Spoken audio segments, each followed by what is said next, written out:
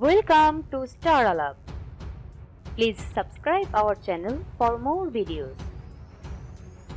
এবার অপু বিশ্বাস স্বর্ণের একটি দোকান কিনে নিলেন রাগের বশে, কিন্তু কিনতে গিয়েছিলেন একটি মাত্র স্বর্ণের চেন। দর্শক, কি হয়েছিল জানতে হলে পুরো ভিডিওটি আপনাকে মনোযোগ দিয়ে শুনতে হবে। শাকিব খান ও অপু বিশ্বাসের একমাত্র ছেলে আবরাম খান জয় এবার ঈদের শপিং এ তাক লাগানো সব পরিকল্পনা করেছেন অপু বিশ্বাস তার ছেলের জন্য। তারই ধারাবাহিকতায় নিজের ডিজাইন করা স্বর্ণের চেন উপহার দিবেন বলে বসুন্ধরা সিটিতে গিয়েছিলেন। দোকানের নাম এখনই বলছি না, ঘটনাটি শুনতে থাকুন। তাক লাগিয়ে দেওয়ার মতো একটি ঘটনা বলছি। ছেলে আবরাম খান এখন আর গুটি গুটি পায়ে হাঁটে না। স্কুলে যাওয়ার পর থেকেই মার সাথে বেশ জোরে সোরেই দাপিয়ে বেড়ায়। অপু বিশ্বাস ও আবরাম খান জয়কে নিয়েই সব জায়গায় যান। বসুন্ধরার একটি জুয়েলারি শপে ঢোকার পর অপু তার ফোন থেকে ডিজাইনটি দেখান আর বলেন সেম ডিজাইনে চেন তৈরি করে দেওয়া যাবে কিনা। দোকানের মালিক তখন উপস্থিত ছিলেন না, তবে ম্যানেজার বললেন তারা করে দিতে পারবেন। 2,55,520 টাকা লাগবে। অপু তাতেই রাজি হলেন। 7 দিন পর স্বর্ণের চেইনটি আনতে গেলেন তিনি। প্রথমে দোকানের লোকজন অপু বিশ্বাসকে চিনতেই পারলেন না। পরে ম্যানেজার আসার পর ভুল বুঝাবুঝির অবসান ঘটল। ক্ষমাও চাইলেন তিনি। বললেন, ম্যাডাম, আপনাকে ওরা চিনতে পারেনি, আপনি কিছু মনে করবেন না। অপুও তাই কথা বাড়ায়নি। তিনি কিন্তু চাইলে বলতেই পারতেন যে বাংলাদেশের সুপারস্টার আমি অপু বিশ্বাস, আমাকে চেনে না, এটা কোনো কথা? এটা কেন বললো? তবে অপু বিশ্বাস এমন কোনো কথাই বলেনি। ঘটনা কেবলমাত্র শুরু। দর্শক, শুনতে থাকুন। ঠিক 2 মিনিট পর অপু বিশ্বাসের কাছে যে চেইনটি দেওয়া হলো তার সাথে তার দেওয়া ডিজাইনের বিন্দু মাত্র কোনো মিল নেই। অপু সাথে সাথে সেটি নিতে অস্বীকার করলো, আর তাতেই বাজলো যত গন্ডগোল। অপু বিশ্বাস বলছে এই ডিজাইন আমি দেইনি, এই ডিজাইনের চেইন আমি নেব না। ওইদিকে ম্যানেজার বললেন, আপনি যদি না নেন তাহলে আমাদের মালিককে ফোন দিয়েছি, তিনি আসবেন, তার সাথে বসে কথা বলবেন, তারপরে আপনি যাবেন।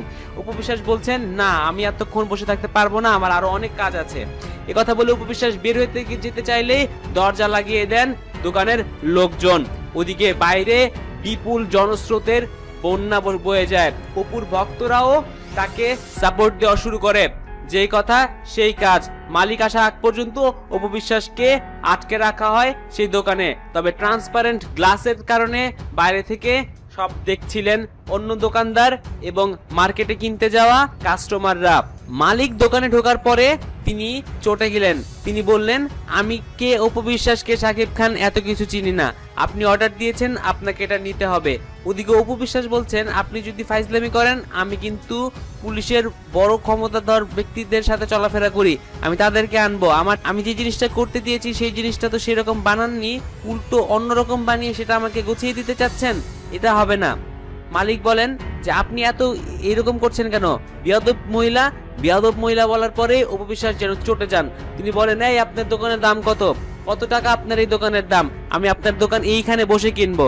এই কথা বলে অপু বিশ্বাস ফোন দেন এবং কোত্থেকে প্রায় 2 ঘন্টার ভিতরে 4-5 জায়গা থেকে ব্রিফকেস ভর্তি ভর্তি টাকা আসা শুরু করে এবং নগদ টাকার বিনিময়ে সম্পূর্ণ দোকানটি কিনে নেন। দর্শক, কিছু প্রাইভেসির কারণে দোকানের নামটি এখন আপনাদেরকে আমরা বলছি না, তবে এই ঈদের কয়েকদিনের ভিতরেই আপনারা দেখতে পারবেন অপু বিশ্বাস বসুন্ধরা সিটির যেখানে জুয়েলারি শপগুলো আছে সেখানটাতে আবরাম খান জয় জুয়েলারি শপ নামে একটি দোকান দেখতে পারবেন। তখনই বুঝতে পারবেন আমি কোন দোকানের কথা বলছি।